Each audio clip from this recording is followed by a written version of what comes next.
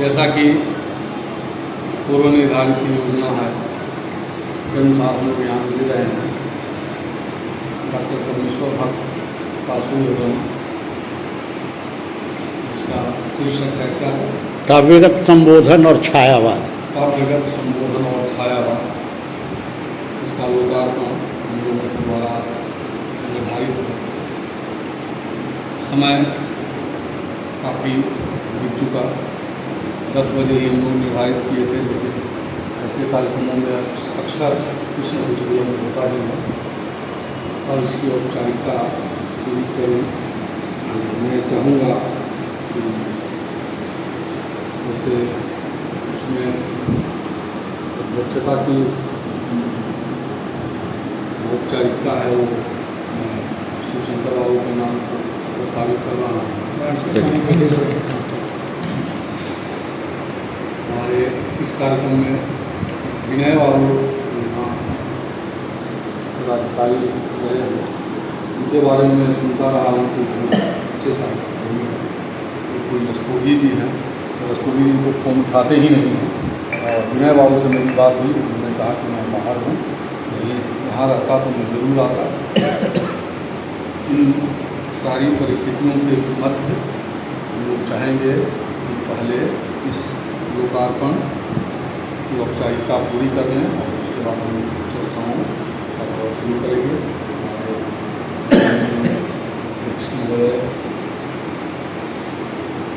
से मैं इजाज़त मांगना चाहूँगा, इजाज़त के लोकार्पण करने की, उसके बाद हम चर्चा करेंगे। फोटोग्राफी की व्यवस्था कैसे आप कीजिएगा? हाँ, करते हैं। पहले सबके हाथ में खड़ा करा एक फोटो। सुबोध जी का कैमरा तो होगा ही साथ साथ। और छोटे सुबोध जी चलाएंगे लगता है। अच्छा, कि एक सहायक जरूरी होता है, नहीं तो उसकी अपनी ही तस्वीर छूटती है।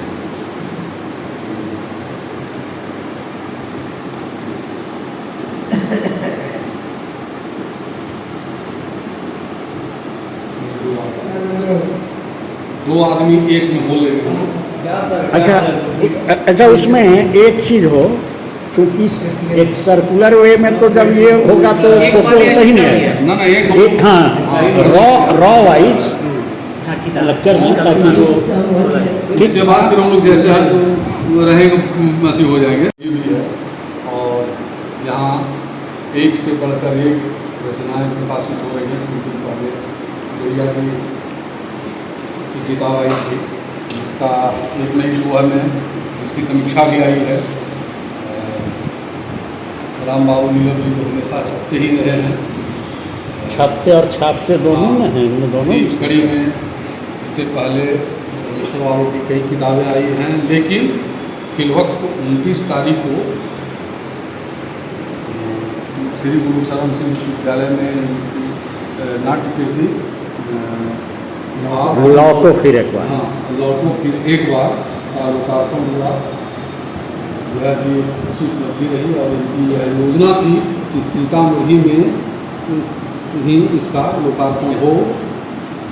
इसके लिए हम लोग प्रयासरत थे कि सीतामढ़ी के लिए गौरव की बात होगी कि भाई कहते हैं बेतिया में सीतामढ़ी में इनकी किताब का लोकार्पण हो, न्यूज़ आए कि भाई, तो इस मामले में हम लोग भी गौरवान्वित कर रहे हैं।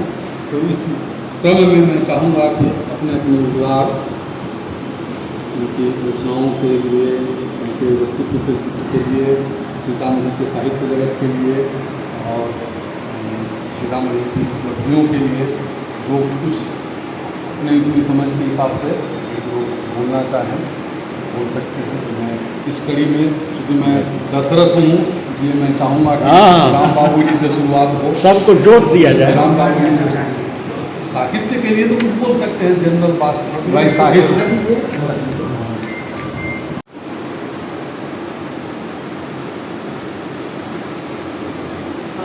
आदरणीय परमेश्वर भट्ट, डॉक्टर परमेश्वर भट्ट जी, उपस्थित समस्त जन, आज यह सीतामढ़ी के लिए बहुत गौरव की बात है।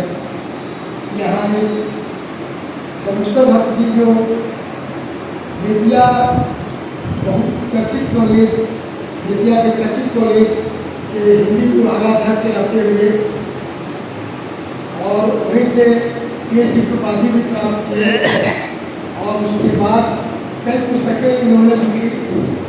लेकिन संजोग ये कहा जाए कि सीतामढ़ी का सौभाग्य कहा जाए कि यह कार्यरत संबोधन और छायावाद पुस्तक के लोकार्पण के लिए सीतामढ़ी साहित्यिक भूमि को उन्होंने चुना है। इसके लिए साधुवाद के बात है। इसका आयोजन विद्वत प्रजापति जी के अध्यक्षता में हो रही है। यह भी एक गौरव की बात है कि जो नई सुबह के बहुत प्रसिद्ध पत्रिका नई सुबह, एक नई सुबह के संपादक भी हैं, विभागाध्यक्ष भी हैं और प्रिंसिपल भी है अपने कॉलेज के, चंदौली कॉलेज के, चंदौली कॉलेज के। और हम कहेंगे परमेश्वर बाबू को कि वह नदी का किनारा वह शाम निकला, वह नदी का किनारा वह शाम निकला, एक पाती फिर यहाँ पे नाम लिखना, जिंदगी का कारवा ठहरता कहाँ है, इस सफर का नहीं पूर्ण विराम लिखना, इस सफर का नहीं पूर्ण विराम लिखना। जिस तरह से आपने ये पुस्तक लिखा है कि अनवरत ये सिलसिला जारी रहनी चाहिए। आपके द्वारा ये पुस्तक बार बार पुस्तक लिखी जानी चाहिए। ऐसे तो आपने कई पुस्तकें लिख करके ये महारत हासिल कर ली है, लेकिन मैं चाहूँगा आपसे अनुनय विनय करूँगा कि आप इस पुस्तक के लिखने की सिलसिला अनवरत जारी रखेंगे, जीवन पर्यंत जारी रखेंगे, ताकि एक बौद्धिक जगत को, एक बौद्धिक मानसिकता को आपके द्वारा एक बहुत प्रचुर मात्रा में एक लेखन की सामग्री प्राप्त होता रहे। और ये डॉक्टर परमेश्वर भक्त जी ने बहुत ही प्रशंसा के पात्र इसलिए भी कहे जाएंगे कि हमारे नज़दीक जो प्रोफेसर राघवेंद्र कुमार जी बैठे हुए हैं, इनके ये हालांकि 2 क्लास सीनियर थे। MA में जब ये पढ़ते थे, हम भी बॉटनी में पढ़ते थे, ये इंग्लिश में थे और सर हमारे हिंदी में थे। तो राघवेंद्र बाबू कहते हैं कि चक्कर मैदान पर जहाँ हम रहते थे वहीं पर सर का भी निवास था, इसलिए हम लोग बहुत पूर्व परिचित थे, बहुत पूर्व परिचित हैं और इसीलिए हमको इन्वाइट कर करके यहाँ बुलाया गया है। तो हम इस बात को भी पृष्ठभूमि थोड़ा यहाँ रख दिए हैं राजेंद्र बाबू से। और हाँ, और ये क्या कहते हैं, बहुत सारे लोग उठने वाले हैं, इतना कर करके हम अपने नहीं सही, लेकिन बहुत संकेत कर गए।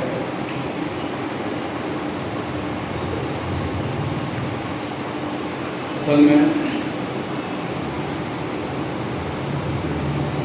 जब रचनाकार रचना लिखता है तो पहले खुद से जुड़ता है, अपने आसपास परिवेश से जुड़ता है, समाज से जुड़ता है और क्षेत्रीय परिवेशों से उठते हुए रचनाओं के माध्यम से वह सार्वकालिक और सार्वदेशिक बन जाता है।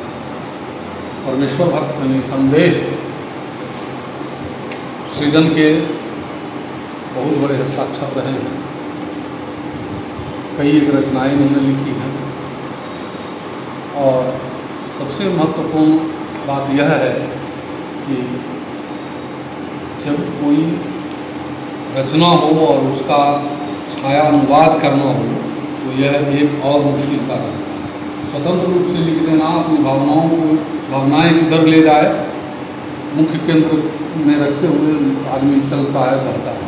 लेकिन उन्होंने जो मेघदूतम संस्कृत कालिदास का रचना है उसका इन्होंने भावानुवाद किया, काव्य भावानुवाद।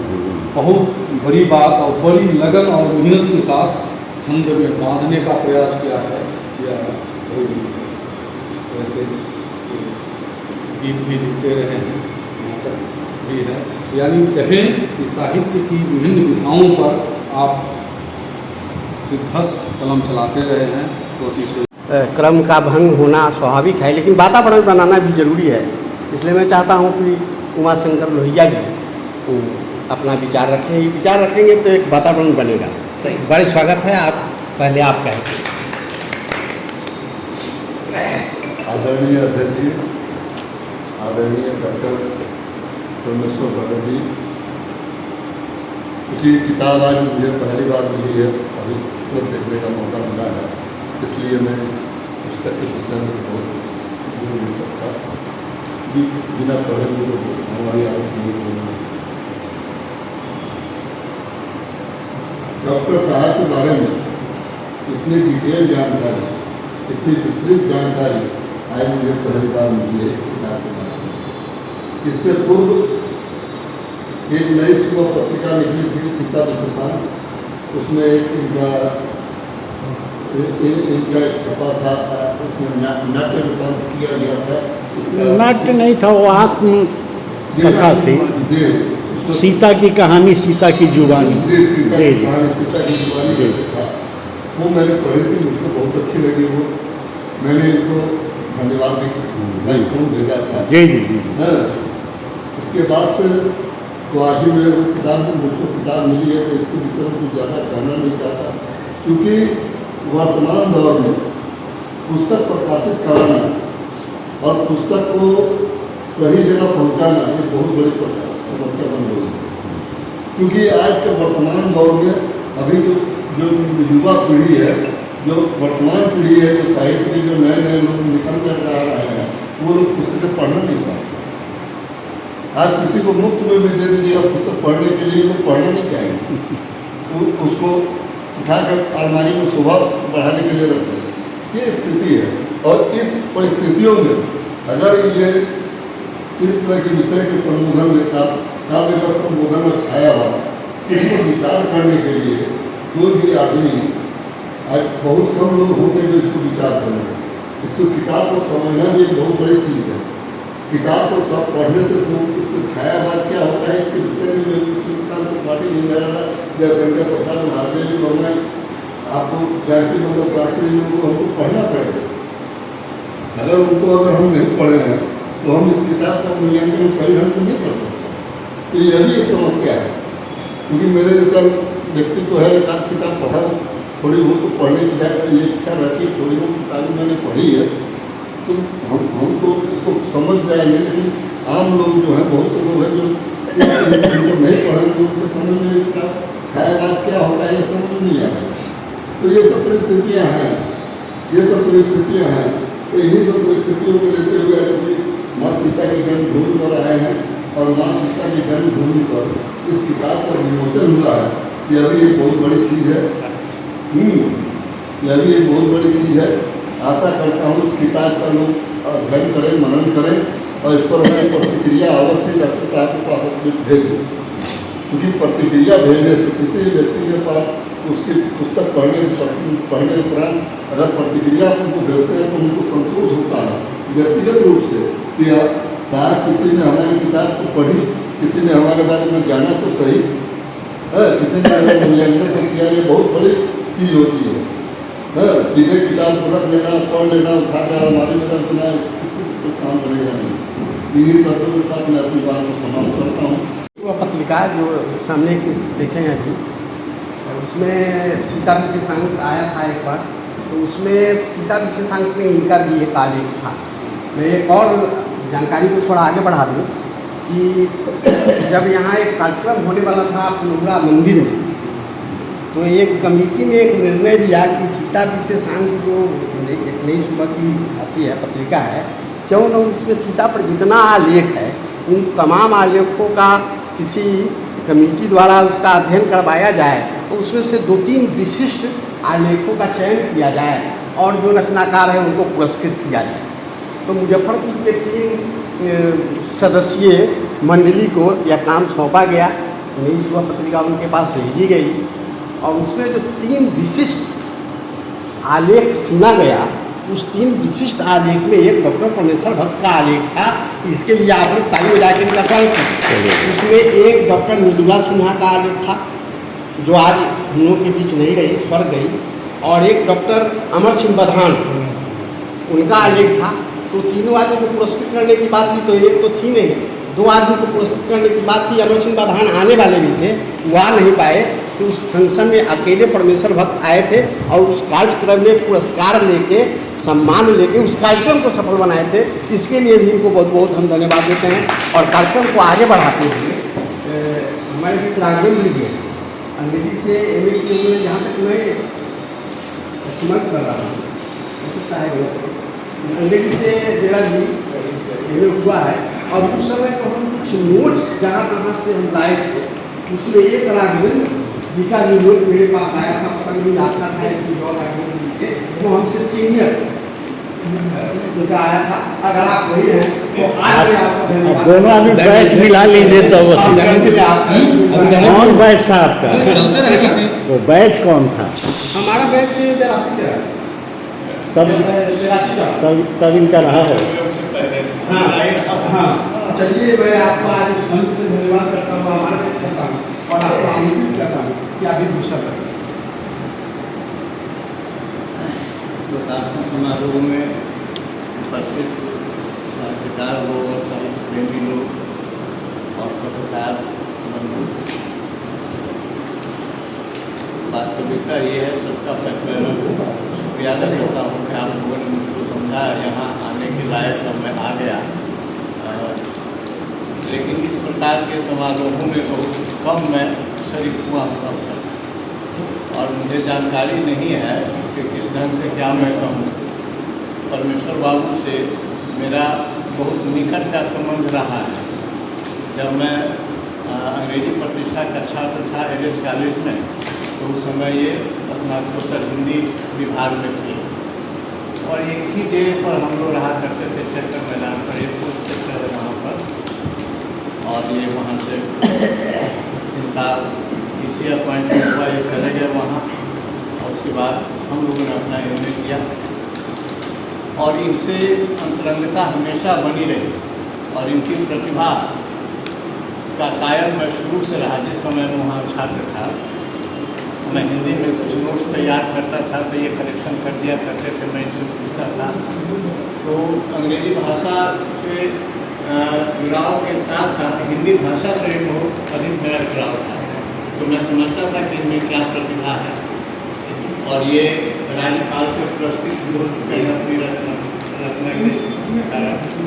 और दुर्भाग्य मेरा ये रहा है कि इनसे इतनी अंतरंगता बनी रही, मैं जुड़ा रहा, उसके बाद भी इनकी रचनाओं को मैं नहीं पढ़ पाया हूँ ठीक ढंग से।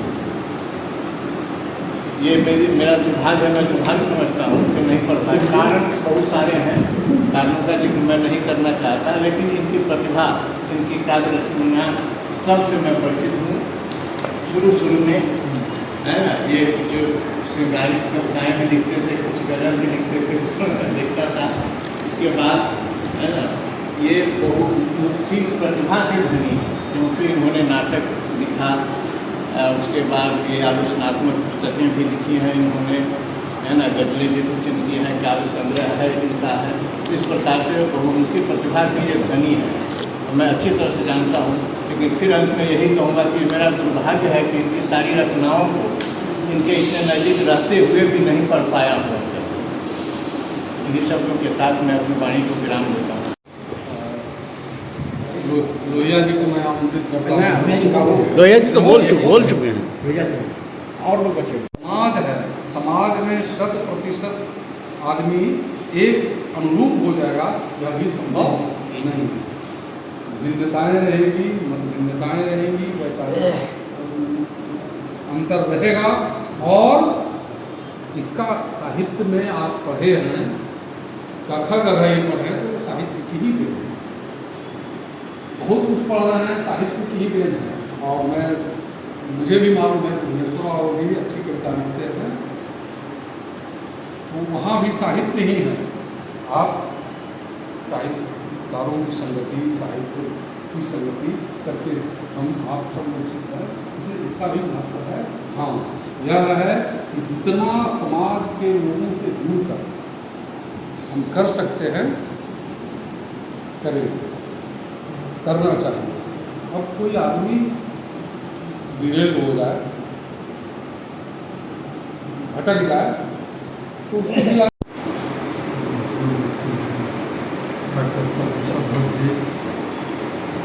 जथा नाम तथा गुण, नाम भी परमेश्वर और भक्त भी दोनों आते हैं। मुझे खुशी इस बात से है कि साहित्यकार है, लेकिन इससे ज़्यादा खुशी मुझे इस बात से है कि हमारे गांव के बगल भी है मेरा चंदौली यूनिवर्सिटी। जहाँ तक कृतियों की बात है, लगता है साहित्य के समुंदर में नौका खेलते हुए पार कर रहे हैं। स्वास्थ्य, मेरा शक्ति, सोच, लेखन उत्तर बढ़े, यही मेरी कामना है। और इस समुद्र के जल को विभिन्न नामों से व्यक्त करने का श्रेय किसी को रहा तो हमारे डॉक्टर बसंतराव हैं, जिन्हें सीतामढ़ी में साहित्य को काफ़ी ऊंचाई तक पहुंचाई है। और लेखन के क्षेत्र में हमारे राम बाबू नीरव का कहना है। मैं आपके जीवन सुजीवन स्वास्थ्य की कामना करता हूँ और आशा करता हूँ कि भविष्य में आप निरंतर लिखते रहें, अपनी ऊंचाइयों पर जाते रहें। यही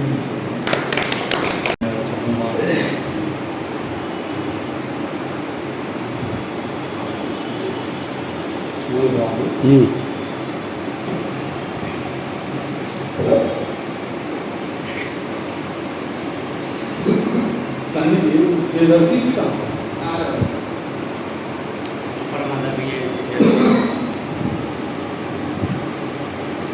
इस पुस्तक के लेखक लेखक परमेश्वर भक्त जी, नीरव जी और तमाम उपस्थित सज्जन। एक्चुअली सर ने जो पीड़ा सुनाई है वह एक सिर्फ उनकी पीड़ा नहीं है, यह अधिकांश साहित्यकारों की, साहित्यजीवियों की पीड़ा है। और यह इस समय की पीड़ा है, जो समय बदल रहा है, जो वैश्वीकरण का दौर अभी चल रहा है, और उसमें जो साहित्यकार जिन पीड़ाओं से जी रहे हैं और उनको जिन समस्याओं का सामना करना पड़ रहा है, उस परिस्थिति में लगता है कि हम जो लिख रहे हैं, हम जो साहित्य में लगे हुए हैं, यह बेकार की चीज़ है, यह किसी काम का नहीं है, इससे कुछ होना जा रहा है। जब आप कार्यक्रम में अपनी बात को रखते हैं, तालियां बजती हैं और वाहवाही होती है, तो लगता है कि यार बहुत अच्छा हमने कुछ काम किया है।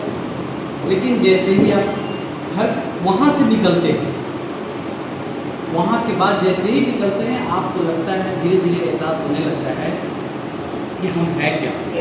जब आप वहाँ से निकल के सड़क पर आते हैं, सड़क के बाद बाज़ार में प्रवेश करते हैं, घुसते हैं, और वहाँ से बाज़ार से निकल कर घर में प्रवेश करते हैं, और बाज़ार से लेकर वहाँ तक जो आपसे अपेक्षाएं और आप क्या कर पा रहे हैं, किन परिस्थितियों से वहाँ तक निकल के पहुँच पा रहे हैं, और बाकी चीज़ को जो देख रहे हैं। जैसे आप जब जाते हैं तो आपके पास में पैसे हैं कि नहीं, आप बाज़ार में बहुत सारा कुछ है, आप कुछ ले पाते हैं कि नहीं ले पाते हैं। आप जब घर जाते हैं, बच्चे आपकी अपेक्षाएं करते हैं, पत्नी आपकी अपेक्षाएं करती है, माँ पिता आपकी अपेक्षाएं करते हैं, उनकी पूर्ति आप कहाँ तक कर पाते हैं, नहीं कर पाते हैं। तो आपका ये होता है कि वो जो आपकी तालियां बजी थी, वाहवाहियाँ हुई थी, वो धीरे धीरे धीरे धीरे खत्म हो जाता है, वो दम तोड़ता जाता है, और आपको एहसास वहाँ तक पहुँचता है जहाँ वो सब बता रहे हैं। ये जो समय है, और दूसरी ये जो अभिव्यक्ति की जो परिस्थितियाँ हैं, उसमें अगर सर ने अपनी पूरी बात को शिद्दत से रखा, भले ही हम सहमत हो या सहमत नहीं हो, ये अलग बात है, लेकिन अपनी बात को रख पाना ही आज के समय में एक बहुत बड़ी बात है, चैलेंज है, चुनौती है। क्योंकि यहाँ भारत में कहने के लिए अभिव्यक्ति की पूरी आज़ादी दी गई है, पूरी आज़ादी अभी है भी, लेकिन इतनी तरह की बंदिशें, इतनी तरह के इन्वायरमेंट डाला जा रहा है, किया जा रहा है कि साहित्यकारों के लिए, लिखने पढ़ने वालों के लिए आने वाले समय में और परिस्थितियाँ खराब होनी चाहिए। तो साहित्यकार लिखे, और लिखे तो क्यों लिखे और किसके लिए लिखे, ये बहुत बड़ी बात है। नो डाउट मैं सर की बात को काटते हुए कहूँगा कि साहित्य कभी भी बेकार की चीज़ नहीं रही, इसलिए शुरू से ही साहित्य ने और जो लेखनी है इसने लोग समाज को, मानव को रास्ता दिया है, रास्ता दिखाया है। और सबसे बड़ी बात प्रजापति ने जो खुलासा किया कि ये विरोध भले ही कर रहे हो लेकिन सबसे आगे खड़े हो, ये दर्शाता है कि साहित्य कितना आपके अंदर तक है। एक एक उदाहरण दिया जाता है, एक एक उदाहरण के रूप में लिया जाता है कि जब आप किसी समाज को गुलाम बनाना चाह रहे हो तो उसकी अभिव्यक्ति की, उसकी विचारधारा को गुलाम बना लीजिए, वो खुद ब खुद गुलाम बन जाएगा। इस छोटी बात नहीं है, कहीं ना कहीं ये वही बात है कि साहित्य पर अधिकार, साहित्य की विचारधारा को मोड़ दो, पढ़ाई लिखाई की विचारधारा को मोड़ दो, अपने तरफ कर दो। हम जो चाह रहे हैं उसी तरह की पढ़ाई हो, उसी तरह की बात हो, उसी तरह की व्यक्ति हो, उसी तरह की तमाम चीज़ें हो। एक साहित्यकार अपनी जवाबदेही से भटक रहा है, पत्रकार अपनी जवाबदेही से भटक रहा है।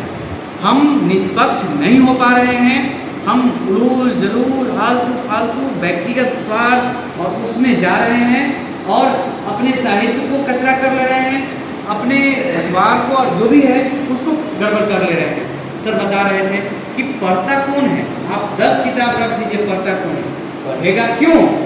आपने उसमें दिया ही क्या है?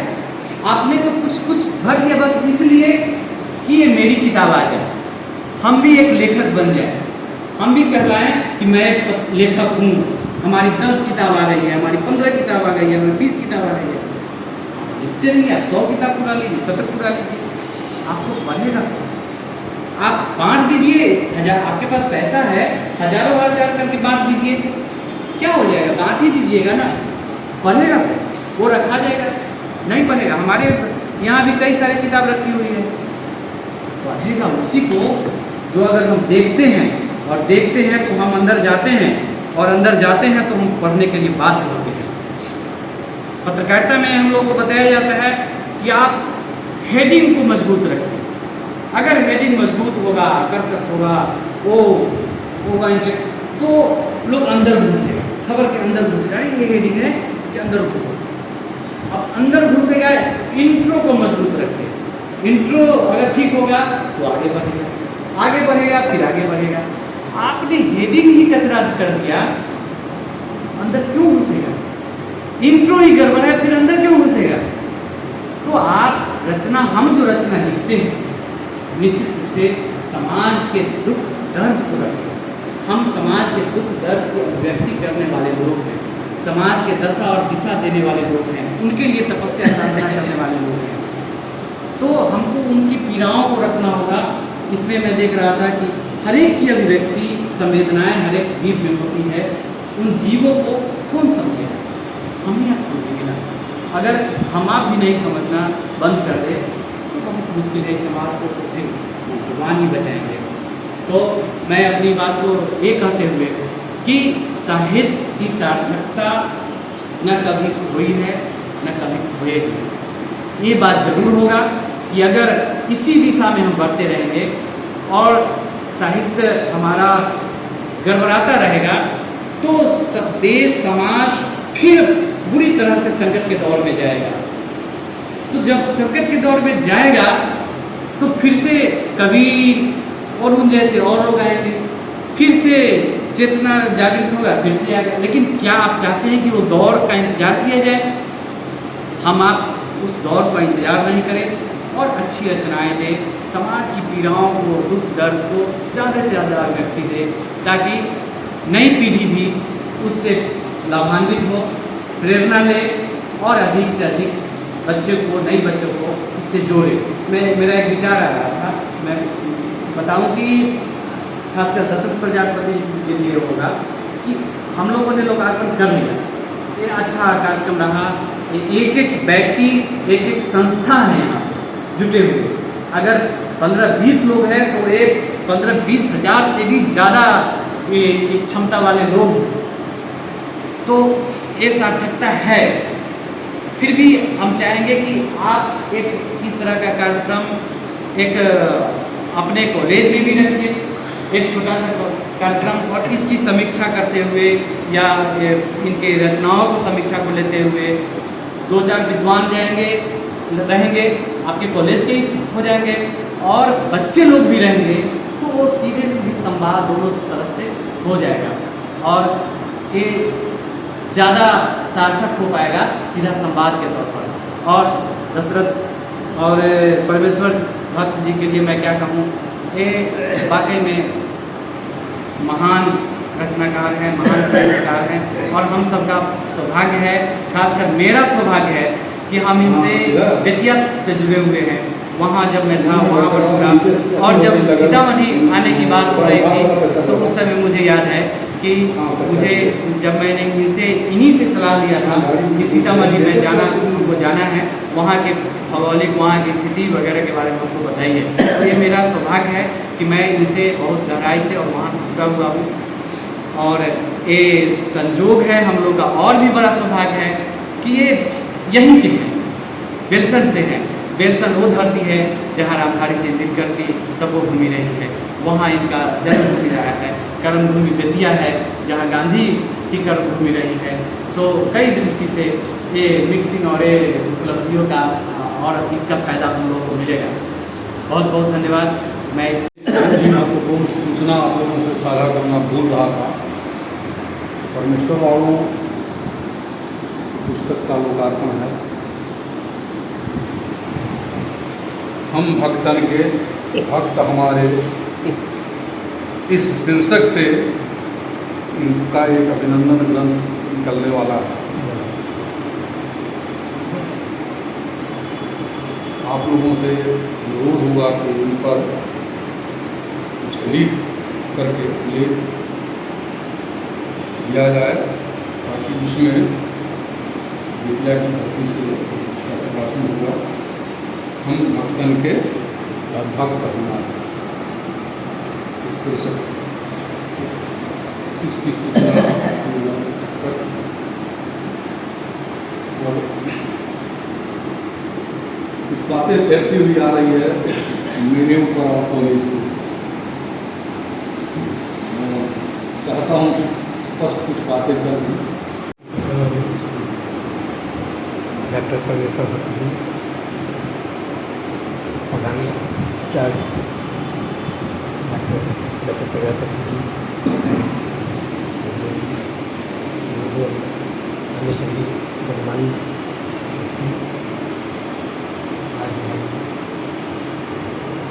एक साथ से एकत्रित हुए हैं, सबसे बड़ी बात है। कहीं गले पर जोर देना होगा। इस अवसर पर चंद बातें मैं कहूँगा। इससे पूर्व भुवनेश्वर बाबू ने कुछ बातें कही जो दर्शाता है कि उनकी सोच दिखा रहा है। साहित्य समाज को दिशा देता है, सिर्फ समाज को ही नहीं राष्ट्र को भी दिशा देता है।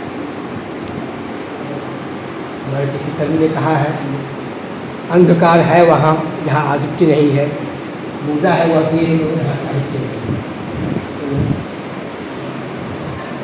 और यह भी सत्य है कि साहित्य समाज का है। आज़ादी की लड़ाई में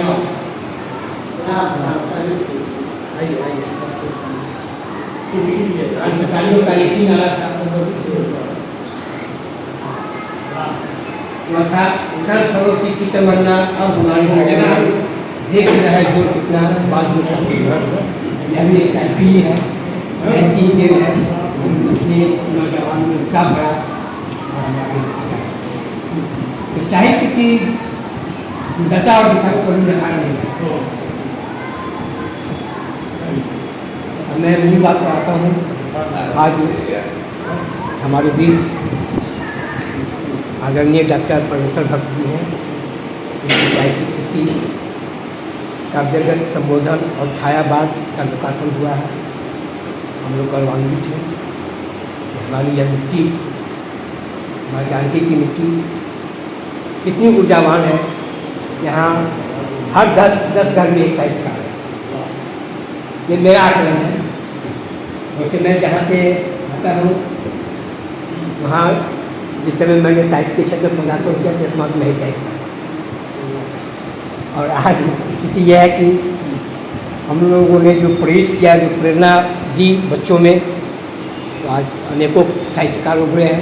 यह एक साहित्य के प्रति जो सकारात्मक सोच है उसको उजागर करता है। विमल बाबू जानते हैं, जब हम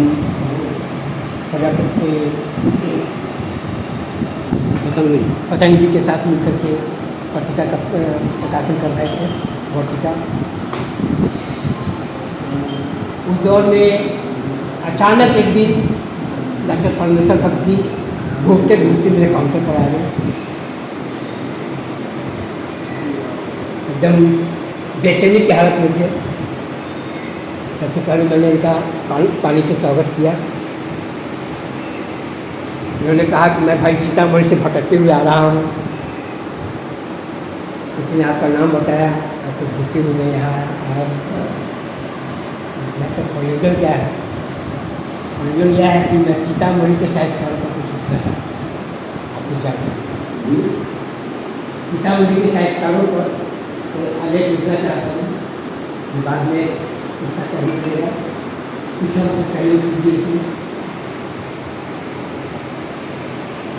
ऐसे मैंने जो निजी जानकारी थी उनको दिया और वहाँ आगे पत्रिका के अंक में विस्तृत रूप से छपा।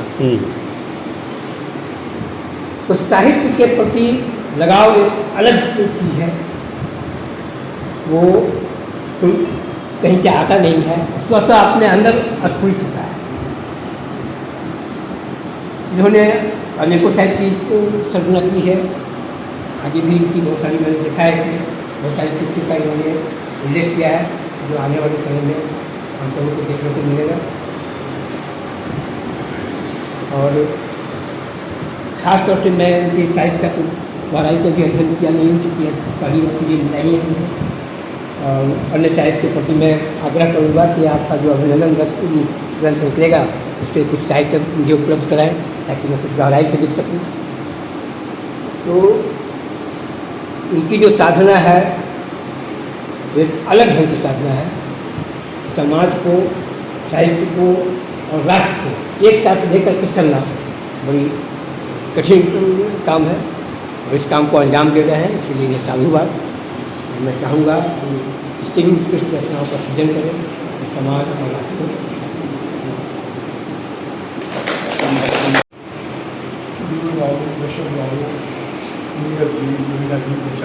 तमाम मित्रों और अनुजों,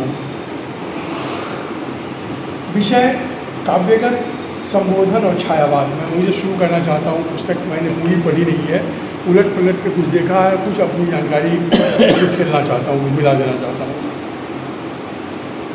हम सभी जानते हैं कि छायावाद के 4 स्तंभ थे। प्रसाद, पंत, महादेवी, निराला। इन्होंने काफ़ी विश्लेषण किया है और बहुत सारी बातें लिखी होंगी जो पढ़ने के बाद स्पष्ट होगा। मेरे अपने सामान्य अध्ययन में एक बात आती है कि मैं प्रसाद जी की एक कविता पुस्ती थोड़ी सी 2-3 लाइन सुनाता हूँ। प्रसाद जी ने ताजमहल के बारे में लिखा है कहीं पर, किसी पुस्तक में मेरे ख्याल में उनके काव्य में भी है। वैभव की शेष प्रभातुम, जीवन की अकथ कहानी, तुम शाहजहाँ के उनकी भूतल पर अमिट निशानी। जैसे तो प्रसाद जी लिखा, वैभव की शेष प्रभातुम, जीवन की अकथ कहानी, तुम शाहजहाँ के उनकी भूतल पर अमिट निशानी। छायावाद के स्तंभ प्रसाद, पंत, महादेवी, निराला। उनके बाद आते हैं पंत। पंत जी ने जब ताजमहल को देखा तो उनके क्या उद्गार थे, यही छायावाद की सफलता है। मैं वहाँ बाद में लाऊंगा आपको। उसी ताजमहल को देख के प्रसाद जी ने लिखा कि वैभव की शेष प्रभातुम, उसी को देख के पंत जी ने लिखा। आदरणीय सुमित्रानंद पंत, स्वर्गीय सुमित्रानंद पंत जी ने हाय मृत्यु का ऐसा अमर अपार्थिव पूजन। जब विषण निर्जीव मैं अपने मित्रों की जानकारी के लिए बता दूं, मैं विज्ञान का गणित का छात्र रहा हूँ इसी मेडिकल कॉलेज में, और मेरी शिक्षा सिर्फ BSc तक है। मैंने हिंदी कहीं पढ़ा नहीं है भाषा के रूप में। भाषा के जो है मेरा स्वाध्याय है हिंदी अंग्रेजी, कम दोनों भाषाओं पे लगभग समान अधिकार है। खैर, तो छायावाद के दौर में जो कवि हुए, कविता की जो धारा और कहानी की धारा जैसे जैसे बदली, आपके लिए खासकर भुवनेश्वर मैं आपको इंगित करके कहना चाहता हूँ कि जैसे जैसे धाराएं बदली वैसे वैसे उसका विकास क्रम बदला, और उस विकास क्रम में जितने मोड़ और जितने पड़ाव आए उन सभी का जो अवदान है वो समाज में है, कहीं ना कहीं है। वो कैसे है वो भी बाद में बताऊँगा। तो उन अवदानों को रेखांकित करना, एक पक्ष को पकड़ा है छायावाद को आदरणीय डॉक्टर भगत जी ने कि हमने छायावाद पे लिखा, नवगीत आया, गीत आया, गज़ल मूलतः उर्दू की चीज़ थी, गज़ल आ गई हिंदी। दुष्यंत कुमार और उनसे पहले कुछ लोगों ने, दुष्यंत कुमार ने, हमारे अदम गोंडवी साहब थे, उन्होंने, इन लोगों ने जो हिंदी गज़लों में जो प्रयोग किया वो प्रयोग आगे बढ़ते बढ़ते आज काफ़ी आगे हम लोग निकल गए हैं। तो गज़लें आ गई। तो ये सारी काव्य की विधाएँ हैं जो बदलती चली गई, स्वरूप बदलता है, लेकिन साहित्य का मर्म एक ही होता है, वह है समाज और व्यक्ति की समझ को रेखांकित करना, समाज और व्यक्ति की पीड़ा को रेखांकित करना, समाज और व्यक्ति के हर्ष उल्लास और विषाद को समानांतर रूप से देखना, एक ही दृष्टि से देखना और उससे जुड़ने के लिए प्रेरित करना और जुड़ना। मैं अब थोड़ा सा किताब पर फिर बाद में लंबी चर्चा में भी चर्चा करूँगा। तो छायावाद की बात ये है कि छायावाद की विशेषता ये थी, इसका उल्लेख किया हुआ डॉक्टर भट्ट में कि एक छायावाद के स्तंभ एक चीज़ को जिस सकारात्मक नज़र से देखते हैं वही दूसरे आदमी उसको दूसरी दृष्टि से देखते हैं, और दोनों दृष्टि जो है मानव के लिए उतनी संवेदना लाती है। हर व्यक्ति के मन में दोनों दृष्टि जो है वो सही है। सर, शब्द का उद्भव, अक्षर का उद्भव, अक्षर से शब्द बने। अक्षर क्या है? जो मुख्य बच्चा जन्म लेता है, अकारता है, आ ऊ कुछ करता है, उसे अक्षर बनते हैं। यह शब्द, अक्षर और वाक्य और भाषा क्या है? अभिव्यक्ति का माध्यम है। अभिव्यक्ति के माध्यम के लिए अक्षर जरूरी है, और अक्षर के लिए शब्द जरूरी है, और शब्द से वाक्य बनेगा, वाक्य से अभिव्यक्ति होगी, और अभिव्यक्ति होगी तो आपके मन, और आपके मन में जो बात है, मेरे मन में जो बात है, वो हम एक दूसरे तक संप्रेषित कर पाएंगे, और वह संप्रेषण जो है मूलतः साहित्य से जोड़ता है। तो जीवन का ऐसा कोई कर्म नहीं है, जीवन का ऐसा कोई शब्द नहीं है, जीवन का ऐसा कोई विचार विमर्श नहीं है जिस विमर्श में साहित्य शामिल नहीं हो। ये मेरा अपना मानना है। जरूरी नहीं कि सभी लोग इसको माने, लेकिन जीवन के हर विमर्श में साहित्य पूरी शिद्दत से उपस्थित है। तो साहित्य की अलग अलग, अभी मैंने कहा नहीं, कविता में सिर्फ छायावाद को पकड़ा डॉक्टर भगत जी ने इस किताब में। तो ये साहित्य को जो श्रेणी में बांटेंगे तो ऐतिहासिक साहित्य, धार्मिक साहित्य करके बहुत सारे खंड हो जाएंगे, तो उसमें ये अकादमिक साहित्य की श्रेणी में आता है। अकादमिक साहित्य की श्रेणी में आता है। तो जो पढ़ने वाले लोग हैं, साहित्य को पढ़ने वाले लोग हैं, उनके लिए यह एक जरूरी पुस्तक है, और इसके लिए मैं इनको साधुवाद देता हूँ। पूजनीय अध्यक्ष जी, समकक्ष जी और जो समक्ष हैं, सभी जी को मैं बार बार प्रणाम करता हूँ, नमस्कार करता हूँ।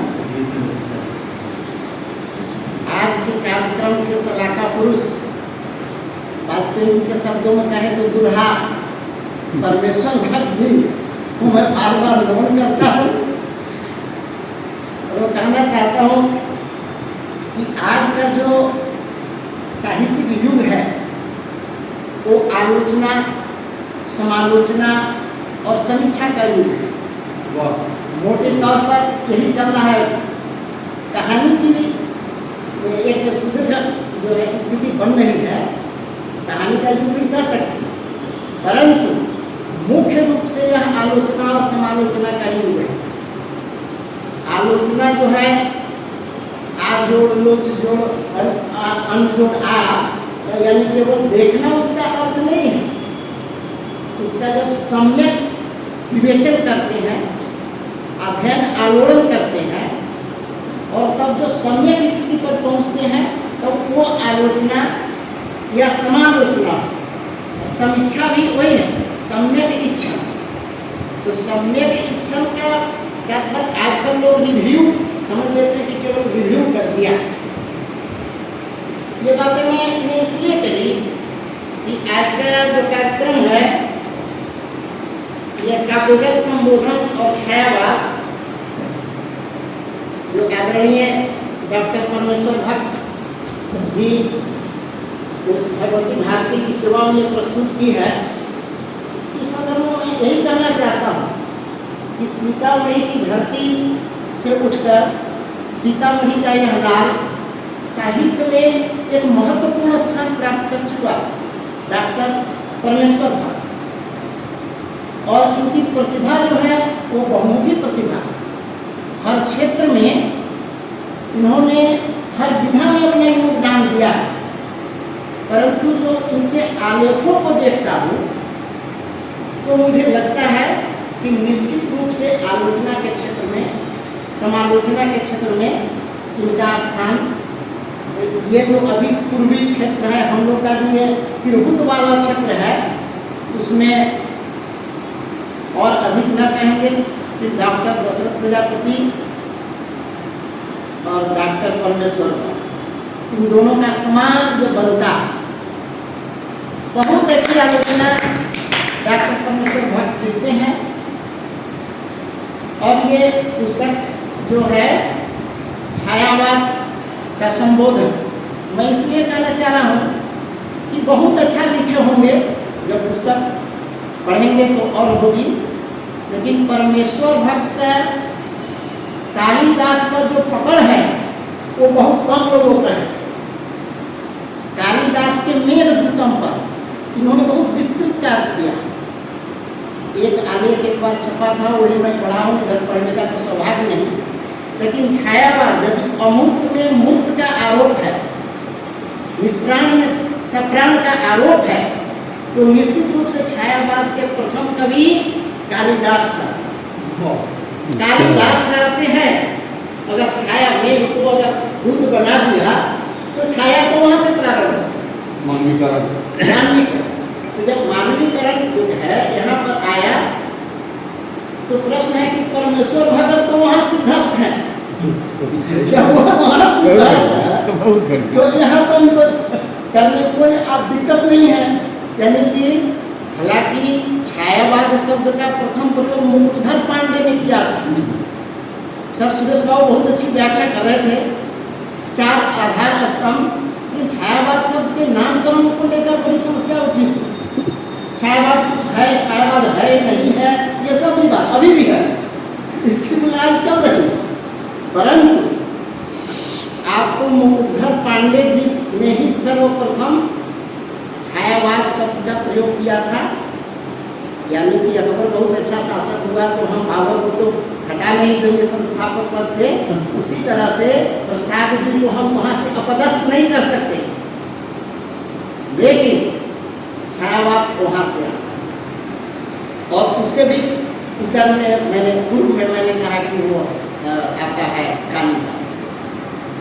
जब कभी मैं विचार करता हूँ तो लगता है कि जब ये परमेश्वर भक्त जी जब वो वर्णन करते हैं तो हमको लगता है कि बिरही यक्ष की आत्मा इन्हीं में प्रवेश कर गई है। यानी आषाढ़ से प्रथम आकाश में जब काले कजराने बादल उमड़ घुमड़ करता है तो बिरही यक्ष का वो कैसे उच्चार होता है। और परमेश्वर भक्त जब शब्दों से वर्णन, यानी भाव की व्यंजना, अर्थ की व्यंजना, और इसके बाद देखते हैं इनका रस छंद अलंकार। राजकुमार जी बहुत अच्छी बात, कविता की जड़ तक पहुंचे, अर्थ तो उसकी पंखुड़ियों में छुपा। आलोचक क्या है, एक जो है भौरा वो घूम रहा है कली के इर्द गिर्द, सब कह रहे थे अंग्रेजी के बारे में कह रहे थे, तो उसने कहा हुआ कि डू यू लव मी, है ना। यानी कि तो 3 बार डाल उसका अंडोरित होता है, नहीं नहीं नहीं। तो कभी लिखा कि भौरे ने कहा कली से क्या तुम मुझसे प्यार करेगी? उसने कहा नहीं नहीं नहीं। अब तो कभी अपना रिदम के लिए लिख दिया, लेकिन भाई पाठक ने पूछा कि एक बार डपट कर कहती नहीं, या 3 बार नहीं नहीं नहीं क्यों? अब जब नहीं नहीं की स्थिति आई तो क्या हुआ? परमेश्वर भक्त ना, तो परमेश्वर भक्त कहते हैं अरे थोड़ा दिमाग, 3 दिन बाद कली बनेगी फूल, उसमें पराग होंगे, तब तुम उसका रसास्वादन कर सकोगे। इसलिए कहा नहीं नहीं नहीं। यानी जो आलोचक है, जो समीक्षक है, जो समालोचक है, वो उसकी जड़ तक पहुंच के अर्थ को निष्पन्न कर देता है और झूमने लगे। प्रसाद जी जो है ना, जयशंकर प्रसाद छायावाद की बात है तो बहुत अच्छा, तुम कनक किरण के अंतराल में लुक छिप कर चलते हो, इस तरह से कर रहे थे। अपना बेतिया से जो है नेपाली जो है ललकार दिए है, मृगनैनी पिकवाइनी तेरे सामने मुरलिया झूठी। और स्नान घर में, सर जानते होंगे, स्नान घर में गाया करते थे प्रसाद जी, सामने मुरलिया झूठी। भेंट करने आए कौन? अच्छा, भेंट करने नेपाली जी, वो हो इसी का गीत गाते हैं। और मजबूरी में उनको कहना पड़ा, प्रसाद आए कि प्रकृति के यौवन का श्रृंगार करेंगे तभी न बासुर को। कहा कि ये सब करने से काम न चले। अब थोड़ा जो कविता की धारा की बात करते हैं, उसमें संप्रेषण की स्थिति को बदलना पड़ेगा, इसलिए उन्हें अपने जो है बदल लिए। जब बदल ले तो आप अन्य स्तंभों की ओर आइए तो निराला जी भी क्या कहने लगे? आप उस दिन बोल रहे थे सर कि वह ये या वही जगह है मतलब कभी बांधो न नाव इस ठाव बंधु, पूछेगा सारा गाँव बंधु। मतलब कि निराला को ऐसे बदलना पड़ेगा कि नहीं, अब वो शैली चलने वाली नहीं है। यानी राजेंद्र जी भाई बहुत एक अभी पुस्तक इन्होंने लिखी है जिस पर सबकी भी टिप्पणी है, चेतना। तो चेतना में जैसा इन्होंने कहा वैसा जो हमें आता है, जो हमारी शक्ति है, जो हमारी स्थिति है, उसी के अनुरूप माने जनोन्मुख होना चाहिए, जन जागृति में होनी चाहिए। इसलिए कविता को ऐसा होना चाहिए, यानी कविता को दिमाग दिल से निकाल कर दिमाग की ओर विकसित किया। इसमें नई पीढ़ी का यानी नई कविता का बहुत सारा कुछ योगदान जाता है। और उसी के समानांतर ये नवगीत खड़ा हुआ। जब नवगीत समानांतर में खड़ा हुआ तो निराला जी भी कहने लगे कि बदली जो उनकी आंखें, इरादा बदल गया। सोचिए, निराला जी कर रहे हैं, अब गुल जो ही चमका कि बुलबुल मसल गई। बदली जो उनकी आंखें, इरादा बदल गई। अब इस तरह से भाव चेंज हुए। निराला छम छम यानी पायल पहनने के लिए तैयार हो गए पंत जी, है ना।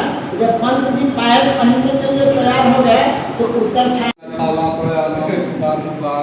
और भाई प्रमोद प्रियदर्शी जी ऐसे, अब मैं आ रहा हूँ, तब मैं आ रहा हूँ। लेकिन तब है कि भाई प्रभु के अवतरित होने में समय तो लगता ही लगता है। तो आए, लेकिन झमकाते हुए आए, इसके लिए आपको साधुवाद।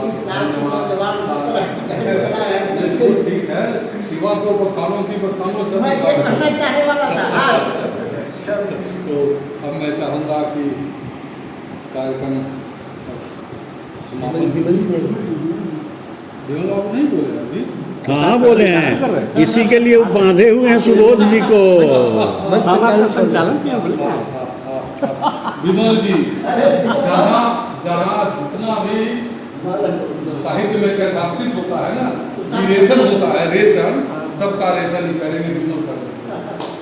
तो मैं अपनी बात शुरू करने से पहले एक छोटी सी कहानी सुनाना चाहता हूँ कि एक बार बेतिया से हमारे डॉक्टर परमेश्वर भक्त बिहारी आ रहे थे और इनके सीट के ठीक सामने 2 सिपाही बैठा हुआ और दोनों सिपाही आपस में बात कर रहा था कि मन तो करिए जो हमू करता है, लेकिन कथी पर 100% लिखिए दे, बचबे कहाँ कर लेंगे तो हम कविता हमू लिख। मेरी स्थिति कुछ इसी सिपाही की तरह है। अब मैं शुरू होता हूँ। मित्रस्य अहम चक्षुषा सर्वाणि भूतानि समीक्षे मित्रस्य चक्षुषा समीक्षा में परमादरणीय अध्यक्ष समुपस्थित मेरे अपने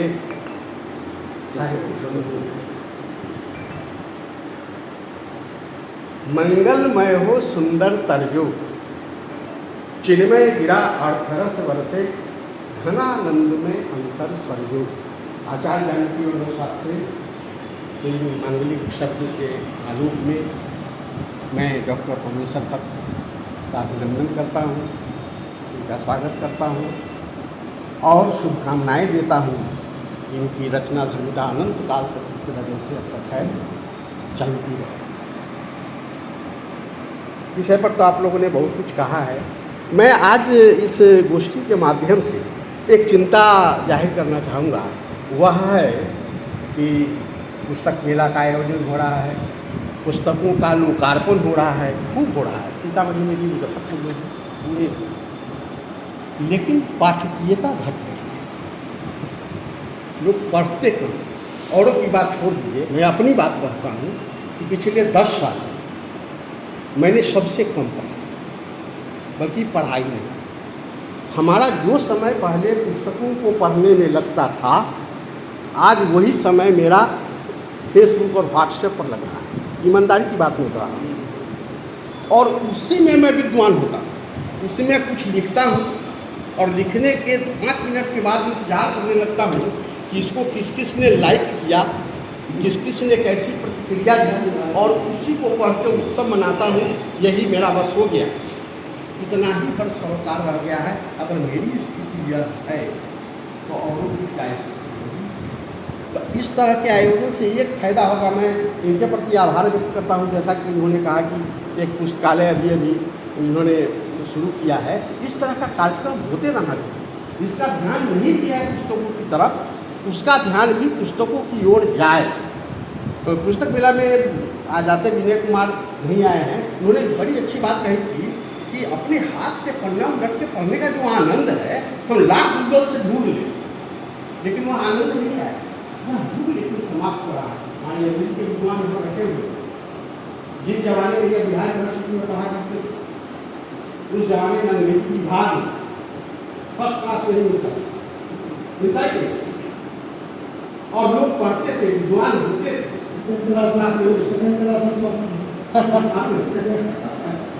और इसी डर से हमारे बैंक में अनामिका थी, वो बिहार में विश्वविद्यालय छोड़ के भाग गई थी।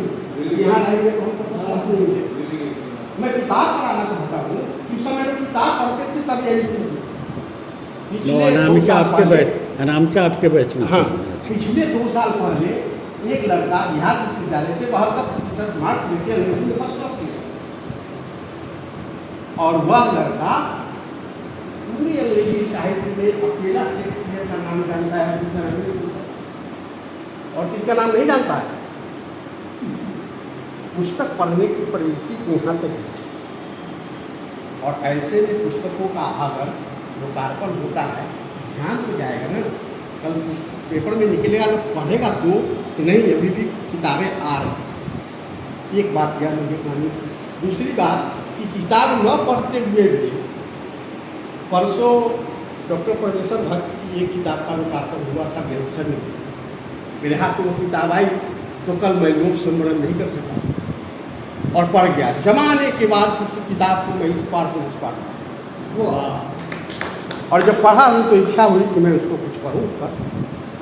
जैसा कि इन्होंने उस दिन अपनी घोषणा की कि यह नाटक, वो नाटक है, यह नाटक मैट्रिक पास करने के 2-3 साल बाद, कम उम्र में ही 20 साल से कम टीनेजर व्यक्ति, उस समय इन्होंने वह कृति रचना दी, और उसी समय उस बेलसन हाई स्कूल में ही उसका मंचन भी हुआ। शीर्षक इसका है लौटो फिर एक बार। लौटो फिर एक बार पर मुझे 2-3 बातें याद आई। पढ़ने में उसकी समीक्षा मैं करूँगा तो ज़्यादा विलम्ब हो जाएगा। वो ज़्यादा आदर्श है, उसमें यथार्थ से थोड़ा अलग चल के आदर्श, लेकिन जो बातें हैं बड़ा बहुमूल्य बातें हैं। जैसे पढ़ लिख के क्या बनोगे, तो पढ़ लिख के आदमी बनोगे, पढ़ लिख के आदमी पढ़ लिख के इंसान बनूंगा, उसकी पंक्ति है। उसमें पंक्ति है कि कितना सच है खेतों की बालियाँ और पुस्तकों की पंक्ति। ऐसी ऐसी बातें उसमें हैं। लेकिन लौटने की बात जो है उस पर मुझे अचानक पढ़ते पढ़ते 2-3 बातें ध्यान में आई। एक कि राम कथा आप लोग के ध्यान में होगा, उसमें जटायु और संपाति की कथा है। जटायु और संपाति एक बार विचार किया कि धरती पर तो रहते ही हैं, चलो आज आकाश नाम, चलो आज सूर्य को ताप लो। और दोनों भाई उठता है, उठता चला जाता है, अनंत आकाश में उठता चला जाता है। सामने अनंत आकाश है, दोनों पर उड़ा हुआ उड़ रहा है। उड़ते उड़ते अचानक जटायु की बुद्धि वापस लौटती है, उसकी सोच बदलती है और वो सोचता है कि आखिर हम कर क्या रहे हैं, हम कहाँ जा रहे हैं, हम जा कुछ करेंगे, आकाश में क्या होगा, जो संभावना बनती है वो पृथ्वी पर बनती है। तो पृथ्वी पर जो करना है सो करेंगे। हम ऊपर जाके उसने संपाति से कहा कि हम व्यर्थ अपना परिश्रम कर रहे हैं, हमको लौट जाना चाहिए। संपाति ने कहा ना, मेरा तो संकल्प, मैं लौटूंगा नहीं, मैं नापूंगा आज आकाश को। संपाति उठता चला जाता है, उसका भविष्य क्या होता है आप जानते हैं। जटायु लौट जाता है और जटायु कहता है ना, पृथ्वी असली जगह है जहाँ हम कुछ कर सकते हैं। और उसने जो किया वह भी आप जानते हैं। वह जानता था कि रावण से मैं युद्ध में कभी भी जीत नहीं सकता, लेकिन एक नारी को बचाने के लिए प्रगतिशीलता वहाँ है, वामपंथ हो न हो, प्रगतिशीलता है, वह भिड़ जाता है और नहीं बचा पाता है, या ठीक है, लेकिन अपनी आहुति तो उसने दी। तो जटायु का वह प्रसंग, इनका जब नाटक का जो कथानक है कि कैसे सड़ जाता है, तो मुझे बार बार लगे कि कहीं कहीं परमेश्वर भक्त स्वयं उसमें खड़े। इन्होंने भी पगडंडी से 4 लेन तक यात्रा की है और 4 लेन से इनका विचार जो है सो फिर पगडंडी की तरफ लौटता है। यह मुझे बहुत अच्छा लगा। और इसी संदर्भ में एक और अंग्रेजी के बड़े लोकप्रिय आप सब जानते हैं, रॉबर्ट फ्रॉस्ट, अमेरिका के, जिनकी पंक्ति संपूर्ण दुनिया में the woods are lovely dark and but I promise to give and I क्या है to keep miles to go before I sleep and miles to go before I sleep. इनकी एक और उनकी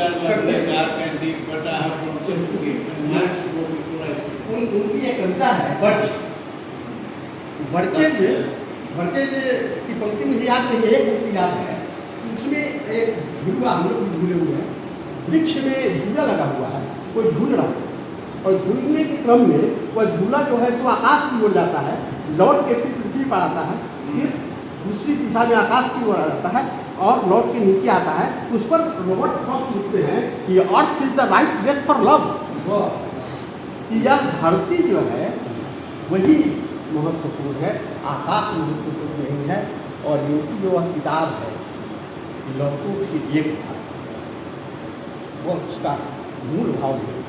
और इनकी प्रवृत्ति, इनकी रचना, दोनों की चीज़ है लौटो फिर एक बार।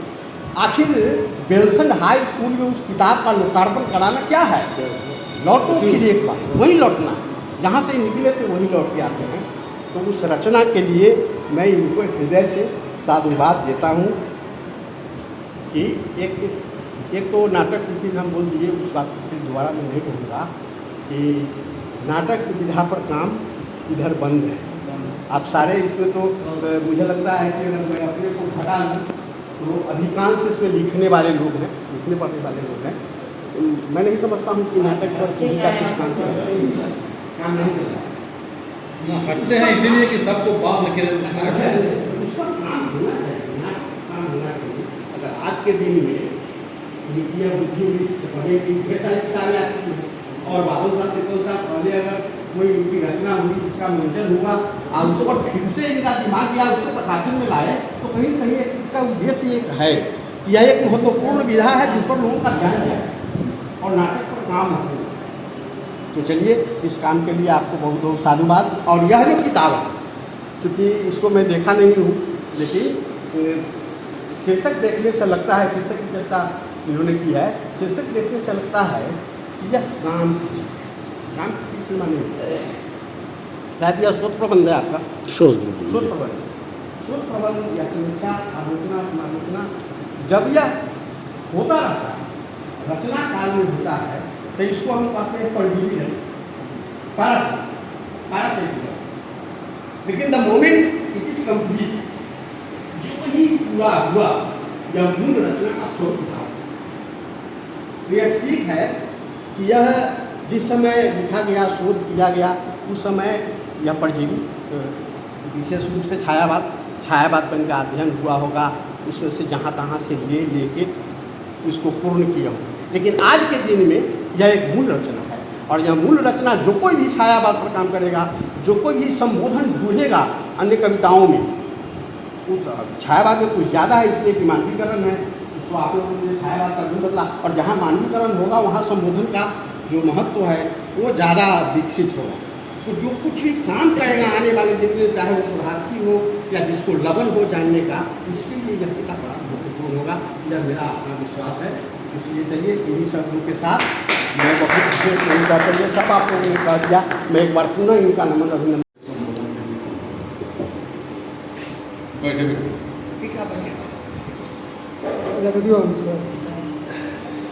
फोटो ये सर ये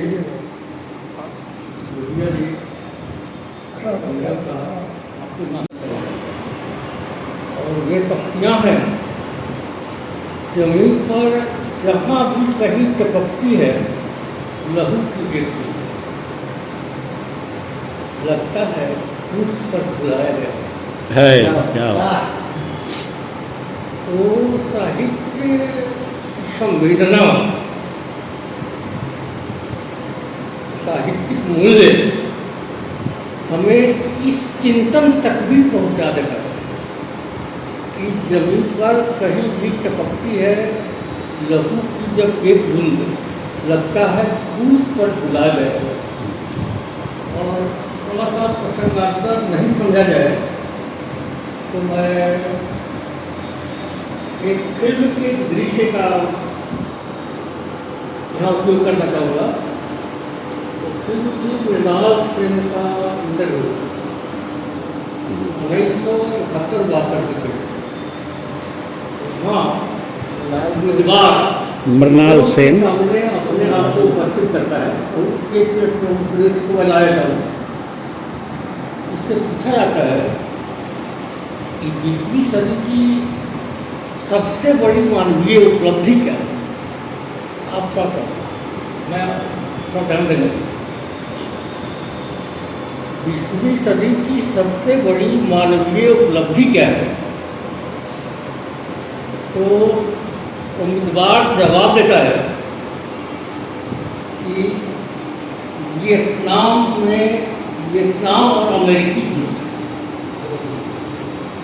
तब बोर्ड के एक सदस्य फिर पूछते हैं और चांद पर मानव की पहुँच में, चांद पर मानव की पहुँच, वियतनाम और अमेरिका का युद्ध और ये फिल्म करीब करीब 1-2 साल के बीच का है। चांद पर मानव की पहुँच क्यों नहीं? तो ये उम्मीदवार उत्तर देता है कि चांद पर मानव की पहुँच एक वैज्ञानिक उपलब्धि है और आपने मानवीय उपलब्धि की बात की। वाह क्या हुआ।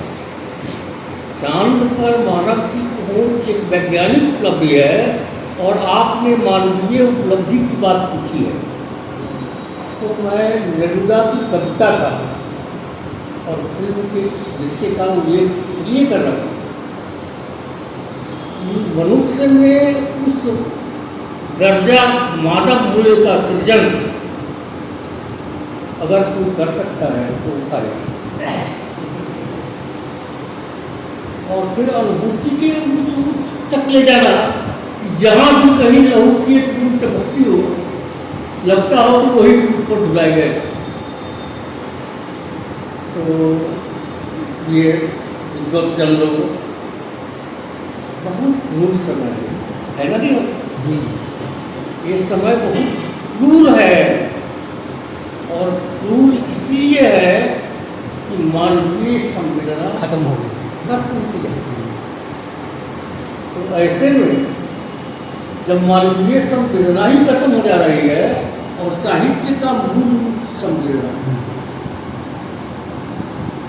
तो लेखक के मन में भी उस दर्जा की संवेदना नहीं होगी, तो पाठक तो पूरे के पूरे।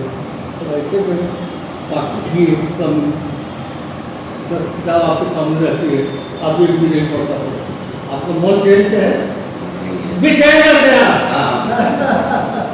बेचैन रहते हैं। बेचैन करते हैं। हाँ सही बात है, बेचैन रहते हैं। तो जब चैन ही और करार नहीं है तो इतनी बड़ी चीज। और ऐसे में जब इस तरह की खबर भी मिलती है कि एक पुस्तक छपी है और उसका विमोचन है, तो एक बहुत बड़ा सुकून और करारा सा सांस्कृतिक विघटन, मानवीय मूल्यों का विघटन, संवेदना के विघटन में भी आज अगर हमारे परमेश्वर राव अपनी संवेदना को सब निचोड़ कर कुछ दे रहे हैं, तो ये बहुत खुशी की बात है। और रही भक्त साहब के संबंध में मेरा आपको कह दूँ, इनसे मेरा नाता आज तक बाई कह आभासी कहना अभी कुछ होगा रहा है। मेरे जीवन में आज एक महत्वपूर्ण दिन है कि ऐसे मित्रों आदमी से मेरी मुलाकात हुई। मैं एक काव्य संबोधन और छाया एक पुस्तक तो सभी लोगों को हमें मिले, लेकिन चूंकि लेखक की जगह पर इनका नाम है तो कुछ खींच रहा है। समय मिलते ही मैं इसको पढ़ूँगा। और ये आभासी संबंध भी हमको जैसे क्या कहते हैं बहुत आकर्षक की ओर इनका नाम, उनकी बातें फोन पर बातें होती हैं और फेसबुक पर इनका लेखन खींचता रहा है, बहुत खींचता रहा है। और आज मिले, ये मेरे लिए बहुत आत्मगौरव की बात है। भले ही उम्र में बड़ा समझते हम कोई आदर और सदा देते हो, लेकिन सच्चाई क्या है कहने की होते हैं, मैं उसको कहूँगा नहीं।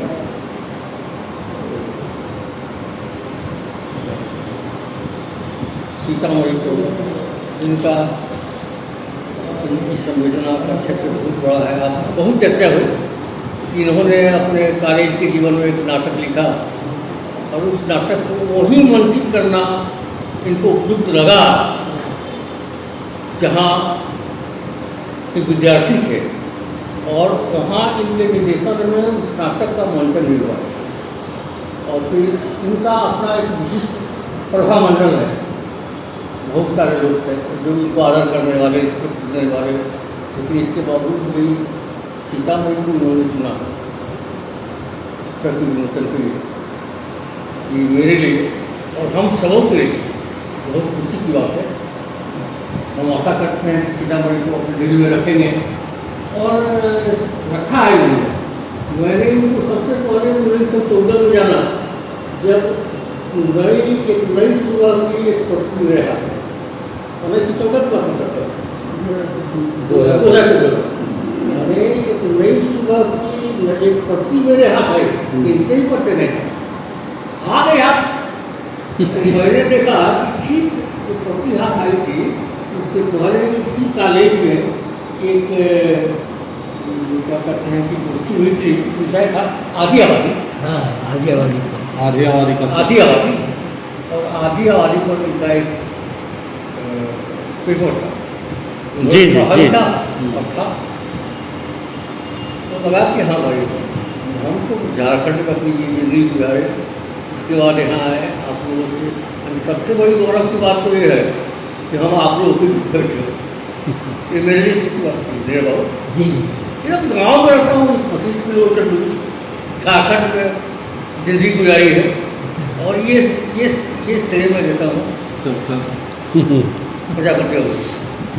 संपादक का नाम देख करके मैं इनसे मिला और एक ऐसे प्रगाढ़ रिश्ते में बन गया जो कभी टूटने वाला। एक बार फिर आप सबको धन्यवाद देते हुए भक्त साहब के प्रति अपनी शुभकामना अपनी शुभेच्छा जताते हुए मैं पुस्तक को पढ़ के अपनी प्रतिक्रिया जरूर दूँगा।